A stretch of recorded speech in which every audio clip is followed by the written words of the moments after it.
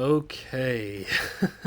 After the way the last batch of chapters in the last episode of Bleach ended, I knew that the Soul Society was in trouble, but I didn't realize just how much trouble they were gonna be in, and after seeing this, I definitely know now because, damn, this was a roller coaster for me. Ups and downs and hype and grief and terror and hope and everything in between. Kubo did a great job of capturing the chaos and the whiplash of battle, how things can change from moment to moment. In some ways, it felt like they might be up against something that is truly insurmountable this time. Yeah, so let's talk about it, because I need to, because this was a lot, and I need a therapy session with you guys to help me through all of these many different emotions that I felt while watching these episodes and reading these chapters. I ended up reading more than I meant to, and I ended up watching 2 episodes instead of 1 because I couldn't stop, and I'm glad that I went a little further than I meant to. Because like I said, there's a lot to talk about. So let's start by getting into the enemy forces, what we really are up against here in the 1,000-Year Blood War. Kyuge turns out to kind of just have been a small taste of the absolute buffet that Kubo is cooking up with a whole lot of new antagonists. These chapters give a much better look at these people with proper introductions and seeing some of their capabilities, but it still feels like we're only scratching the surface so far, and that's absolutely terrifying. First off, there are more of them than I initially thought, and each of them is designated a specific letter, something that the anime had hinted at before when it labeled Kyuge when he was first shown, but I didn't remember what that letter was at first. I knew it was Sternritter something. It's Sternritter J, but anyway, as we were meeting more and more of them, we got more and more letters, and for the first few, I wasn't sure if it meant that they corresponded to the alphabet, or if the letters were spelling something specific out, you know? But the more letters that we got, the more I realized that this was not a word that they were spelling out at all. No, it seems it really is based on the alphabet. We don't have confirmation that every letter is accounted for yet, but if they are, that's 26 new enemies to have to beat. It could be 1 Sternritter for every captain and for every lieutenant, which in some ways is kind of what's starting to happen in these fights, but at times kind of not. I think that they mentioned that there are at least 16 confirmed so far, but if it's enough to fill up the alphabet, if we really are getting 26 of these Sternritters, that's pretty crazy. Like, that seems like an insane amount of antagonists, at least compared to the enemy groups that Bleach has had before. Like, we had 13 captains, you know, and I guess you could say that between the captains and the lieutenants, the Soul Society arc had like that many antagonists, but it feels so much more than, say, the Espada or the Execution Fullbringers, for instance. But as we see pretty soon, not all of the Sternritter will apparently be around long enough to make a real impression or to be a real threat. Some of them don't make it very far into the story thanks to a couple of Soul Reapers, but we'll get into that later. Now, as for the significance of the letters, it turns out that they stand for specific abilities and powers that these Sternritter have. From the sounds of it, they're given these letters by the Quincy King, so maybe he also gives them the powers too, rather than these being abilities that they have naturally. Maybe he gifts them the powers with the letter. I'm not sure on that yet, but that was the impression I was getting, that these people's connections to their letters might not be entirely natural, but are instead gifted to them. But as for the Sternritters themselves, we see a lot of them in this group of chapters and episodes, but so far only a couple are given any real attention while others are just being set up. So let me just give my first impressions of the ones that we've seen so far, because you know me, I love to do this. I love to give my first impressions of Bleach's groups. I can't really guess the letters in the same way that I could guess the numbers, but maybe down the road I'll do something fun with the letters fairly soon before I start to get more information. But anyway, here are my first impressions of these enemies so far. There was As-Not, or As-Note, who stood out to me last time due to resembling a Yu Yu Hakusho villain, and he makes the biggest impression so far and is given the most page time of all the ones in the Serite. So I'll have much more to say about him in a bit, I promise. There was also Nanana Najakup, whose name stood out the most to me. It's just a fun name to say. That, and he's kind of got this weird, wacky, fun design and some pretty interesting teeth. So I think he'll be a fun character. Interesting design though, crazy hair. There was Bambietta Basterbine, which is a phenomenal name, and is mean to Komamura about his appearance, so naturally, she's already kind of on my shit list. She looks like she's having a lot of fun though, she's having a great time, just causing a lot of pain and cutting people in half, and there's the long-haired blonde guy who seems to be the Quincy King's kind of right-hand man, and I've been referring to him as Lucius Malfoy in the read-alongs. He kind of seems like he's the general of the Sternritters themselves, carrying himself with an authority that the others don't, and he directly seems to be reporting straight to the Quincy King. So yeah, he seems like he's gonna be, one of the higher-ups of the group. They mention Baz B being the one that killed Izuru, so I think that it's this guy with the mohawk, which if he's the one that killed Izuru, I already hate him, and his stupid hair, and his stupid face, and his weird name.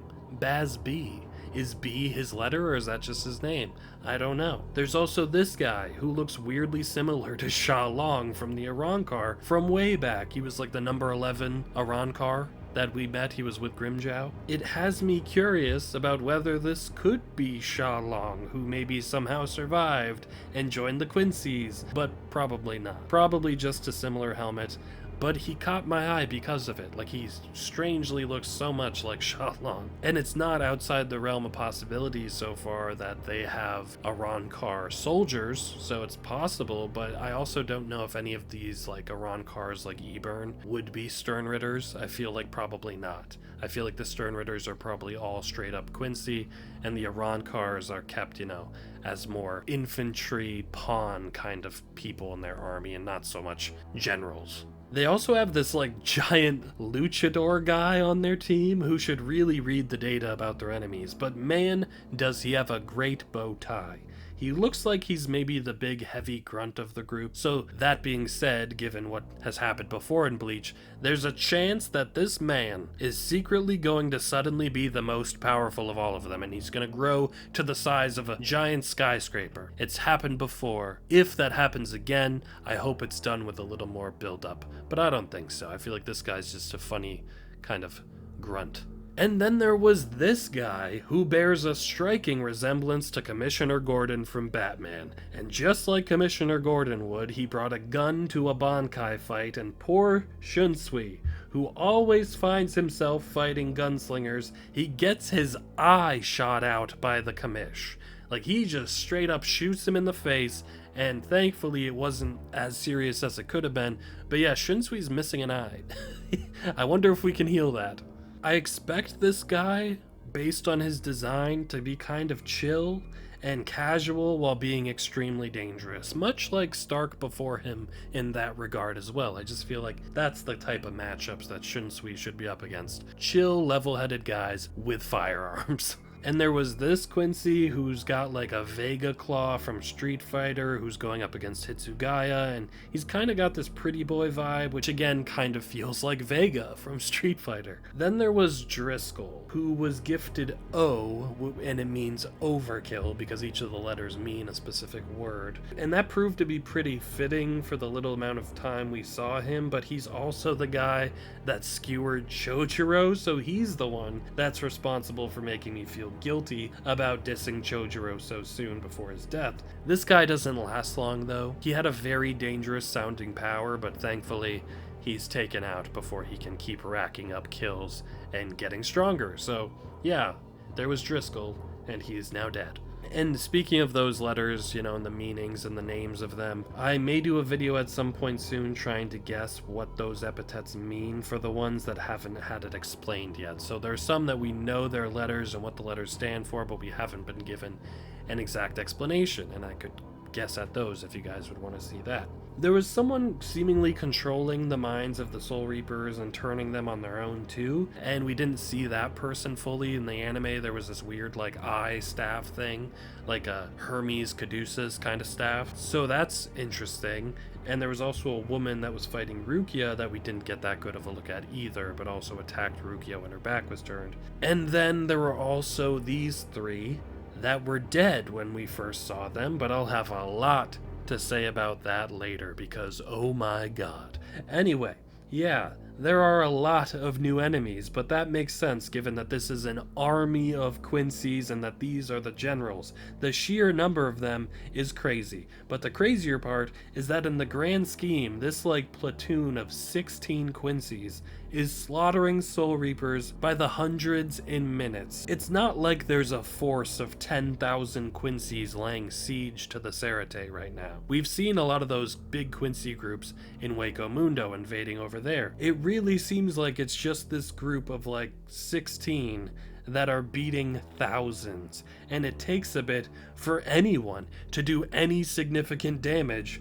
And when it finally does happen, it's only because some of the absolute strongest Soul Reapers are able to take a few down. It's just this feeling of this overwhelming fire that cannot be doused, of an unstoppable force that helps bring this palpable sense of dread that Kubo establishes once the invasion starts, and is able to carry through everything that's happened since, and that is continuing to happen. I'm still stressed, I'm still scared, I'm still feeling this complete sense of dread that all the other characters are feeling of how do we fight this? Can we stop this? I don't know.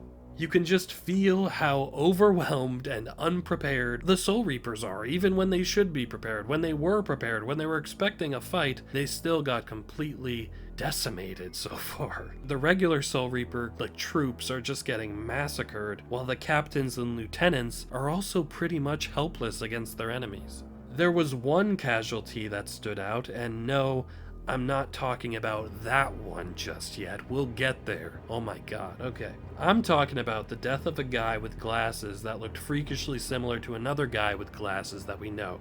Did I not say last video that if this Aizen looking guy is killed, I'm still going to be suspicious? Well, I am. I ain't falling for it this time, Aizen. I'm mostly joking, but I'm also giving myself room to say this could have been an illusion, just in case it is. I don't want Aizen to be able to say, got me again. I'm leaving room to say, yes, this guy might have been innocent, yes, he might have been his own person, and yes, he might have died, but he also could have been Aizen. One of the things that was set up extremely well by Kubo early on in the arc was the notion that the new antagonists are taking Bankais away. We got our first look at that when Eburn tried to make Ichigo's Bankai disappear, but it didn't work, and then later I jumped on the word capture when they mentioned it, which to me implied that they could potentially unleash the Bankais that they took, and it turns out I was right. They're not just sealing or neutralizing Bankais, they're taking them, stealing them for their own future use with those weird medallions. I'm curious about these medallions. Can you put more than one Bankai in at once? Is each medallion only able to be used by a specific Quincy? Could anyone have used Eburn's medallion, I suppose is my question. Can you use each other's? We'll see if we ever learn about the mechanics, but it's very scary. And this whole thing just piles on to the sense of powerlessness that all the Soul Reapers are starting to feel because they're literally losing their power. These are parts of the Soul Reapers in a way. They're losing integral pieces of themselves and abilities that they rely on that represent so much of who they are, and you can feel the devastation when they're stripped of that, particularly in these panels where you can feel the sudden loneliness, the void where the Bankais used to be. It was extremely effective in making it very clear what a horrible loss this is for our heroes. And it didn't help that there's this idea that the only thing powerful enough to maybe fight the Quincy's are the Bankais, but those are the exact things we can't let them take. We can't use the Bankais because they'll steal them, but you need to use the Bankais, otherwise it doesn't seem like you'll be able to win against them. It's just this horrible trap in a way.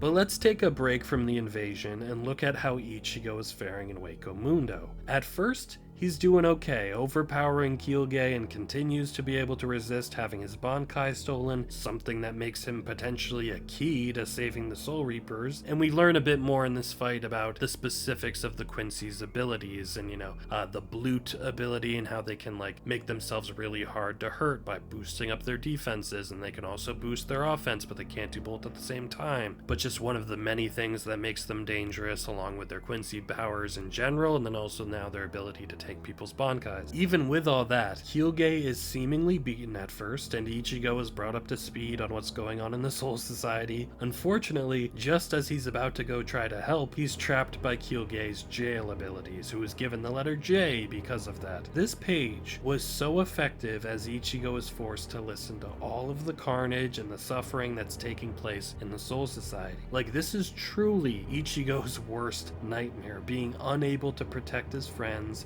as they're being attacked and very possibly killed, while all he can do is listen to their screams and cries and death rattles. It was really depressing to see this happen to him. Our boy just can't catch a break, and knowing that he might be the only one that can help, but being unable to while listening to it all transpire, is just an extra level of torture. Like, damn.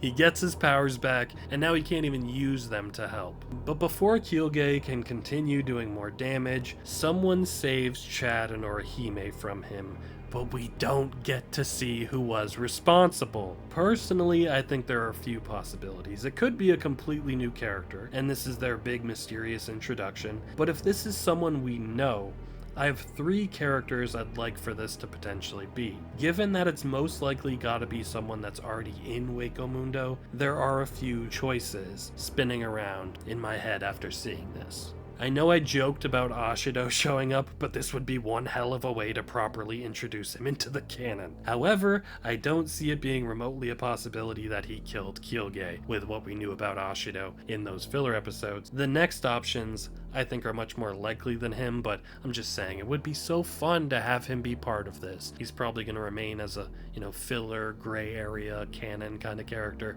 but that would be so cool. Anyway, the other ones are more likely. I would love for it to be Grimmjow. He never did get a proper conclusion back in the Arrancar arc. I'm pretty sure the last time we saw him was when he was laying injured and Neutra attacked him, but after that, nothing. I think Kubo would have showed his death, so he's most likely alive, and I would love to see him team up with Ichigo against the Quincy's. That would be amazing.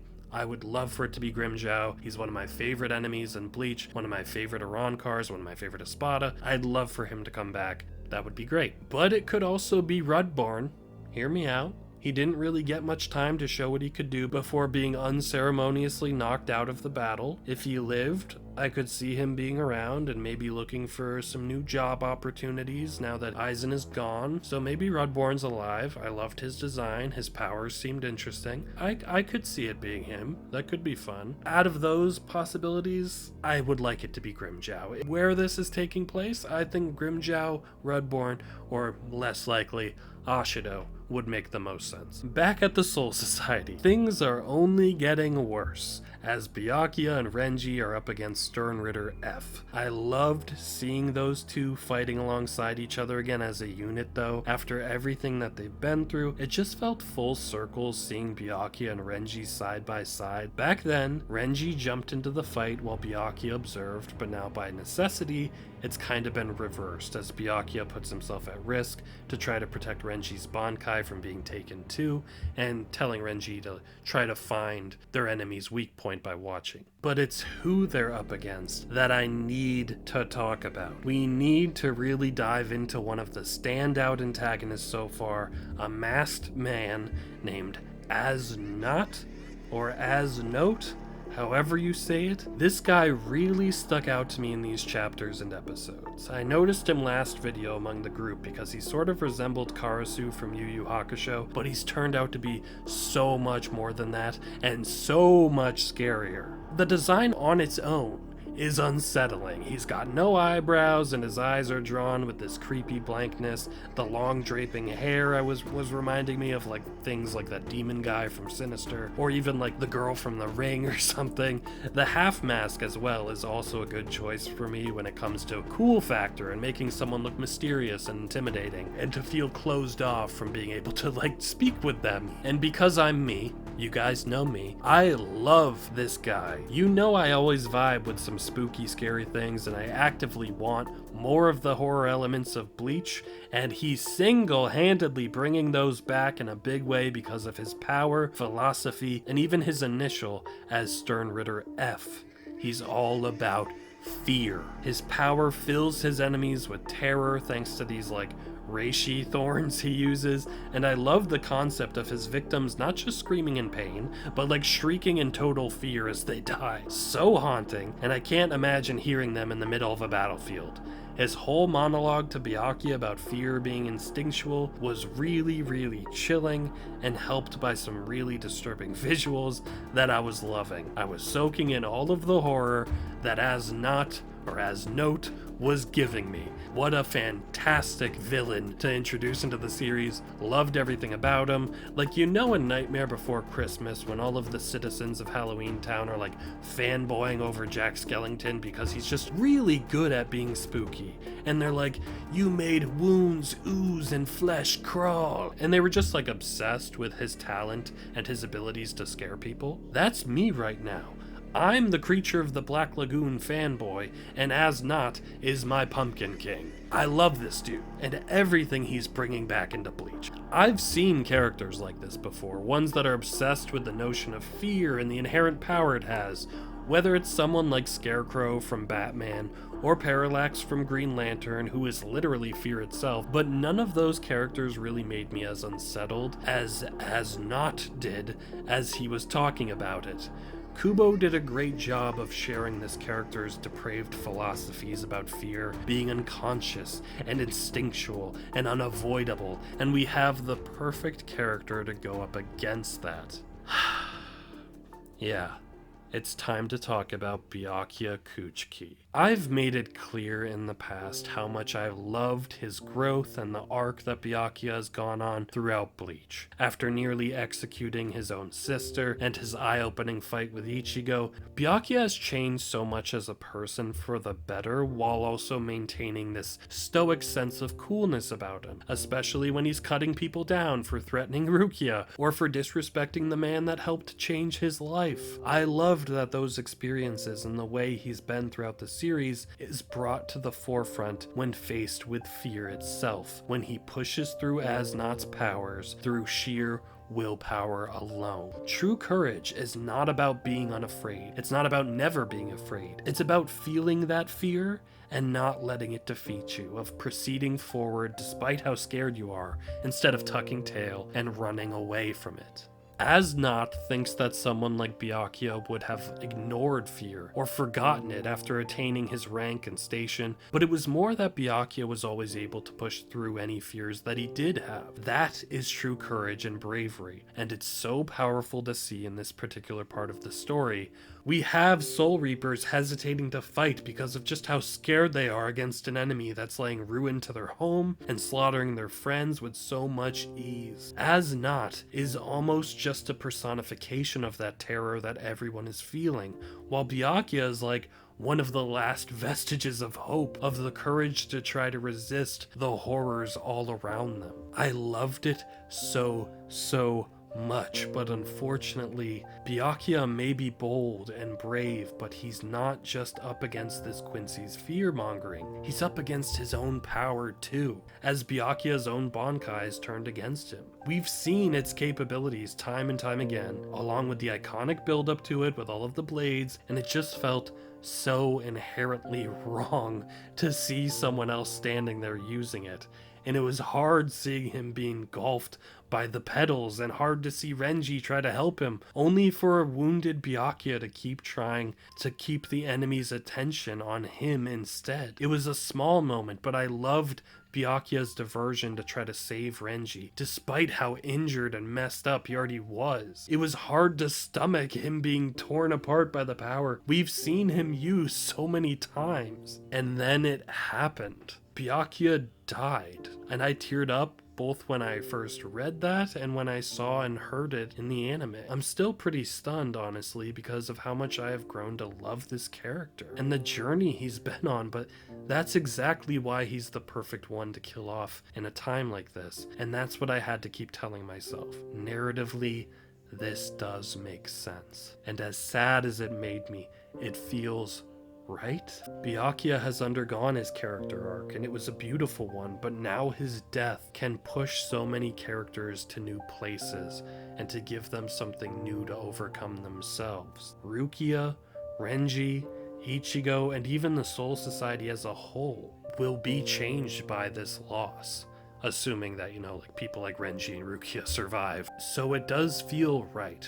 But I'm still gonna miss him, and it felt like this massive punch in the gut. It really, really hit me hard, but it just continues to show that this war has casualties, even pretty significant characters. We're not just losing people like Chojuro, who hardly seemed to be there until after his death, or even a pretty memorable side character like Izuru. No, someone like Byakuya, who was practically a main antagonist at one point, and since then has been a pivotal and powerful ally. Even someone like Byakuya isn't safe from this war. It's a hugely significant loss in the series, probably the biggest death of a heroic character so far, I'd say. I'm still trying to process it, but I'm so curious to see the reactions of the people that cared for him, and despite his demeanor sometimes, those same people were the people that he cared for too.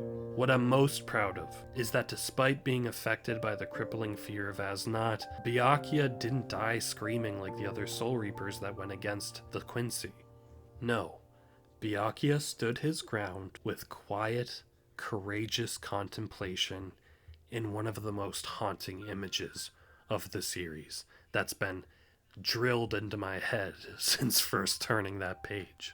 I was crushed, frankly, but that made what came next even more surprising and more satisfying because I needed something to lift my spirits, and my favorite character in Bleach never lets me down. Kenpachi Zaraki's sudden entrance is one of my favorite moments we've seen so far, maybe in the whole series, and so fitting for him. Like, come on, just look at this. I love what it says about him as a character, and just how powerful he is. Marching up to the Quincy King with 3 corpses over his shoulders and ready to add more onto the pile. The circumstances around this just help contribute to how badass it is. Since this attack started, these enemies have seemed impossible to cut down, with thousands of Soul Reapers struggling and being killed, while no stern Ritter had been defeated. It didn't seem possible to kill them while they were completely steamrolling our heroes. They were practically invincible until Kenny showed up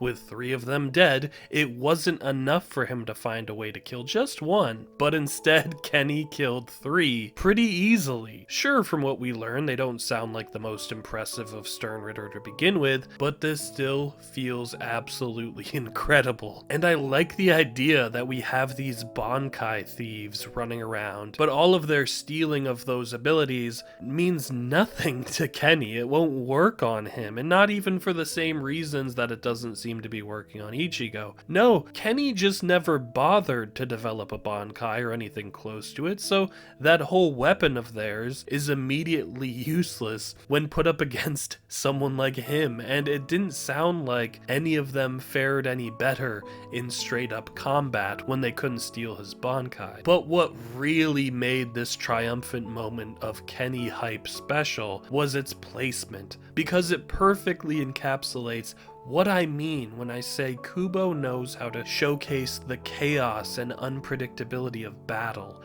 It's a push and pull. For every moment of defeat, there might be a moment of victory nearby. Kenpachi showing up and showing that he's done the most damage to the enemies so far comes one page turn after Byakuya's death. One singular flip of a little thin piece of paper, so I'm sitting there in shock and feeling sad about Byakuya's final thoughts, only for my beloved Kenpachi Zaraki to drag me back to my feet by giving me hope and by being the first person to prove that we may actually have some sort of chance. That's what I mean by this part of the story being an absolute roller coaster. I was at a devastating low, only for the natural hype of Kenpachi dragging me out of my stupor, at least for a moment. There's also something kind of fitting about there being such big moments for both Kenpachi and Byakuya so close together. I wanted both of them to be given something of more significance back when they went up against Yami together, but I guess I should have been more careful about what I wished for, because they were certainly given something more substantial here, for better or worse. It's also confirmed that Kenpachi was one of the special threats, and I called it. And you might be saying, no you didn't, he wasn't on your list, but originally I did when I was first reading, but I switched him out in my predictions when I recorded the actual analysis video because I second guessed myself. But you know what? I'm still gonna count it. You can go watch the tape. It was there. I thought maybe he might be one of the threats. Kenny having the absolute gumption to kill 3 Stern Ritters and then immediately try to cut down their boss. It was glorious. So glorious, at least for the little moment while it lasted. After my joy over Kenny taking on the Quincy King didn't go on for very long, as the next time we saw them, Kenny was beaten to a pulp, which was a shocking image to see, but is a great way to really drive in how powerful this man is. If he can pummel Kenpachi Zaraki like this, we've got a real problem. And narratively, I think this has got to be a pivotal moment for Kenny. The only time we've ever seen him be self-reflective was after his duel with Ichigo, when he came up against an opponent he couldn't easily defeat. That was the moment when he silently thought about trying to understand his sword better, trying to improve in a different way. And since then, he hasn't seemed to have followed through on that at all, but maybe a defeat like this is the last push he needs to try something else, to understand that he can't only rely on his natural abilities.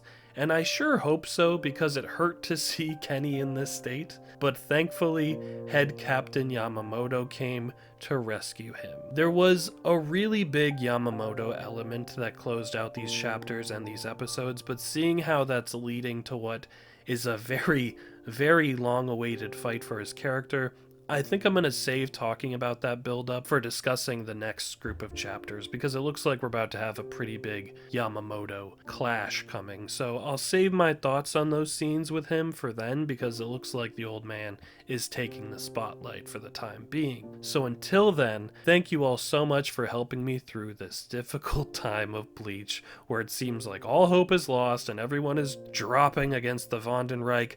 I'm at a point where it's hard to even picture how we're supposed to get out of this. Like, I wouldn't be shocked if Ichigo finally gets there, only to find that there's nothing left.